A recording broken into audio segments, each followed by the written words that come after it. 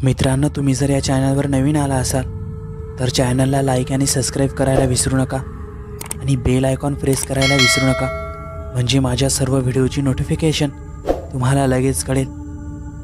मित्रांनो, माझं नाव दिनेश आहे आणि हा अनुभव मला काही वर्षापूर्वी आला आहे। मित्रांनो, ही घटना विदर्भातील एका छोट्याशा खेडेगावात घडली आहे। मित्रांनो, मी काही कारणाने त्या गावचे नाव सांगत नाही, कारण मी अजूनही त्याच गावात राहतो। मित्रांनो, त्या दिवशी दुपारचे 2 वाजले होते आणि तेव्हा उन्हाळ्याचे दिवस होते। काही लोकांच्या शेतात कापूस वेचणी चालू होती। खूप सारे मजूर आजूबाजूच्या शेतात काम करत असताना दिसत होते।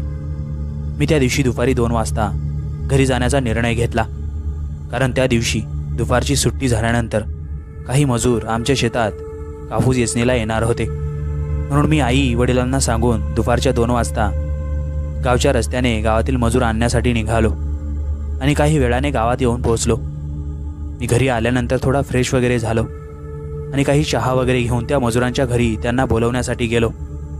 काही मजूर त्यांची आवरावर करत होते आणि काही माझ्यासोबत आले। आता काही मजूर गावात राहिले होते, म्हणून मी माझ्यासोबत आणलेल्या काही मजुरांना घेऊन आमच्या गावातील त्या रस्त्याच्या वडाच्या झाडाखाली त्या राहिलेल्या मजुरांची वाट बघत तिथं उभं राहिलो। काही वेळातच ते राहिलेले मजूर ही वडाच्या झाडाखाली आले। बघता बघता गावातच दुपारचे 3 वाजले। आता मी त्या सर्व मजुरांना घेऊन माझ्या शेताच्या रस्त्याने निघालो। काही वेळात आम्ही सर्व ते मजूर आणि मी आमच्या शेतात येऊन पोहोचलो आणि काही वेळातच कापूस वेचणीला सुरुवात झाली। खूप वेळ झाला होता, पण आज आमच्या शेताची कापूस वेचणी करणं गरजेचं होतं, कारण आमच्या शेजारील शेतात कापूस चोरीला गेल्याची घटना घडली होती। म्हणून आई व वडील खूप घाबरत होते आणि आता बघता बघता वेळ खूप निघून गेला आणि संध्याकाळ झाली। साधारण संध्याकाळचे 6 वाजले। ते मजूरही खूप दमून गेले होते, म्हणून मी लगेच आमच्या शेतातील विहिरीवर जाऊन त्यांच्यासाठी थंडगार पाणी घेऊन आलो। पाणी वगैरे पिल्यावर ते सर्व मजूर शांत झाले। आता संध्याकाळचे 6:30 वाजले होते। शेताच्या आजूबाजूचं शांत असं वातावरण होतं। आता मजुरांचा घरी जाण्याचा वेळ झाला होता, म्हणून ते आता सर्व मजूर घरी जाण्यासाठी निघाले। ते आता सर्व मजूर आमच्या शेताच्या पायवाटेने निघाले होते। आता माझे घरचेही त्या मजुरांसोबत घराच्या रस्त्याने निघाले होते। आता शेतात मी आणि माझा एक त्या मजुरांमधील मित्र, आम्ही दोघंच शेतात ते कापसाचे वेचलेले कट्टे घेऊन जाण्यासाठी थांबलो होतो। काही शेतात मजुरांनी वेचलेले कापसाचे कट्टे एकत्र केले। बघता बघता आम्ही ते कापसाचे पूर्ण कट्टे त्या झाडाखाली एकत्र केले। दिवस मावळला होता, सर्वत्र अंधार पसरला होता। आमच्या घरचे आमची वाट बघत असणार असा अंदाज लावून आम्ही आता लवकर गावाकडे निघण्याचा निर्णय घेतला, कारण रात्रही खूप झाली होती।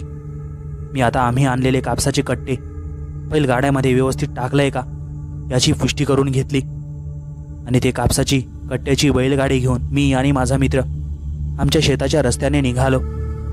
रात्र खूप झाल्याने रातकिड्यांचा आवाज किळकिळ करत होता, पण आम्हाला जास्त काही विचार करण्याची गरज नव्हती, कारण जे आमच्या बैलगाड्याचे जे बैल होते ते खूप हुशार होते।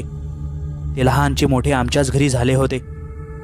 त्यांना आमचा शेताचा रस्ता पूर्ण पाठ होता। आता काही हळूहळू तो शेताचा रस्ता पार करत आम्ही आमच्या गावाच्या दिशेने जाऊ लागलो। त्यातच अचानक काय झाले काय माहीत, आमचे बैलगाड्याचे दोन्हीही बैल एकदम घाबरले, जणू त्यांच्या समोरून काहीतरी गेले। आम्ही दोघेही थोडा वेळ घाबरलोच, कारण बैलगाड्यात ओझंही खूप होतं, म्हणून आमचं घाबरणं साहजिक होतं। म्हणून मी परत एकदा बैलांना हाक दिली आणि आम्ही परत एकदा रस्ता पार करू लागलो। पण म्हणतात ना, काही घटना ज्याच्यासोबत घडायच्या त्याच्यासोबत घडल्याशिवाय मात्र राहतच नाही। तसंच काहीसं आमच्यासोबतही घडलं। आम्ही असंच रस्ता पुढं पार करत होतो। काही रात्री किलबिल करणाऱ्या रानपाखरांचा आवाज आमच्या कानी येत होता। त्यातच एक आवाज आला, कोणीतरी विहिरीत उडी मारली तसाच काहीसा आवाज होता। माझा तो मित्र मला लगेच म्हणाला, तू काहीही म्हण, पण कोणीतरी त्या विहिरीत पोहत आहे। मी त्याला लगेच म्हणालो, अरे वेडा झालास का तू? एवढ्या रात्री कोण पोहणार आहे तिथं, ते पण एवढ्या रानमाळावर? तो माझा मित्र मला लगेच म्हणाला, चल जाऊन बघूया कोण आहे तर। मी त्याला लगेच म्हणालो, हे बाबा नको, अगोदरच खूप रात्र झाली आहे आणि काही विचित्र घडलं तर? तो माझा मित्र माझा एवढं ऐकून माझ्यावर हसायला लागला। पण मला माहीत होते तो पोहण्याच्या बाबतीत तेच तर्रार आहे, म्हणून मी त्याला लगेच म्हणालो, हसतो काय, चल जाऊन बघूया कोणात किती हिंमत आहे ते कळतेच मग. म्हणून आम्ही लगेच आमची बैलगाडी थांबवली आणि त्या आमच्या बैलगाड्यांच्या बैलांना रस्त्याच्या एका झाडाझुडपाला बांधून आम्ही त्या विहिरीकडे निघालो. आणि काही वेळातच आम्ही त्या विहिरीवर येऊन पोचलो. पण त्या विहिरीवर कोणीच नव्हतं.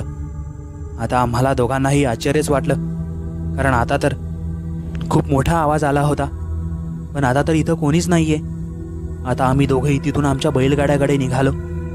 पण बैलगाड्याकडे पुढे जाताना माझं अचानक लक्ष मागच्या दिशेने त्या विहिरीकडे गेले. तर त्या विहिरीवरचा नजारा बघून माझ्या काळजाचे ठोकेच वाढले. मी खूप घाबरून गेलो होतो. त्या विहिरीवर 2 फुशटशा आकृत्या उभ्या होत्या आणि सरळ त्या आमच्याकडेच बघत होत्या. मी माझ्या त्या मित्रालाही ते लगेच दाखवले. त्या चंद्राच्या प्रकाशात त्या फुशटशा उभ्या आकृत्या खूप विचित्र वाटत होत्या. त्यांचे डोळे एखाद्या जंगली प्राण्याप्रमाणे चमकत होते. खूप विचित्र वाटत होतं आम्हा दोघांनाही. आम्ही आता वेळ न घालवता सरळ आमच्या बैलगाड्याजवळ आलो. पण आम्ही जेवढ्या वेळात आमच्या बैलगाड्याजवळ आलो होतो तेवढ्याच काहीशा वेळात त्या पुरुषाप्रमाणे उभ्या असलेल्या आकृत्या आमच्या काही लांब उभ्या दिसत होत्या. आम्ही आता लगेच त्या झुडपाला बांधलेले आमच्या बैलगाड्याचे बैल सोडले आणि बैलगाडा घेऊन आमच्या गावाच्या रस्त्याने जाऊ लागलो. पण रस्त्याच्या काही पुढं त्याच पुशटशा उभ्या आकृत्या मला आणि माझ्या मित्राला दिसू लागल्या. आम्ही दोघंही खूप घाबरून गेलो होतो. आम्हा दोघांना असं वाटत होतं त्या विहिरीवर गेलो असा पश्चाताप आम्हा दोघांनाही होऊ लागला. आता त्या विचित्र पुशटशा आकृत्या कदाचित आमच्या बैलगाड्यांच्या बैलांनाही दिसल्या होत्या, म्हणून तेही सैरभैर बैलगाडा ओढू लागले. आम्ही दोघेही चांगलेच घाबरू लागलो. एकामेकांकडे भित्र्या नजरेने बघू लागलो, पण आमच्याकडेही काही पर्याय नव्हता. जसे ते बैलगाड्यांचे बैलगाडा ओढत होते तसे आम्ही आमच्या गावच्या जवळ जात होतो. मी माझ्या वडिलांकडून या रस्त्यांबद्दल खूप काही ऐकलं होतं, पण ते एका दिवशी माझ्यासोबत घडणार आहे हे कदाचित मला माहीत नव्हते. आता काही ओरडण्याचा विचित्र आवाजही आमच्या कानी येऊ लागला. आता आम्ही आमच्या गावच्या बरंच जवळ आलो होतो. काहीसा रस्ता पार करून आम्ही आमच्या गावात पोचणार होतो आणि काही वेळातच आम्ही आमच्या गावातही येऊन पोचलो. गावात पोहोचल्यानंतर तो माझा मित्र त्याच्या घरी गेला आणि मी माझ्या घरी पोहोचलो. माझं पूर्ण शरीर घामाने माखून गेलं होतं आणि मला उशीरही खूप झाला होता. त्यामुळे माझे वडील माझ्यावर चांगलेच चिडले आणि मला म्हणाले, एवढा उशीर कसा काय झाला तुला? मी जर जे घडलं ते खरं सांगितलं नसतं तर मला आणखी खूप काही ऐकून घेणं पडलं असतं. म्हणून मी जे माझ्यासोबत आणि माझ्या त्या मित्रासोबत जे घडलं होतं ते पूर्ण माझ्या वडिलांना सांगितले. माझे वडील ते सर्व ऐकून आश्चर्यचकित झाले.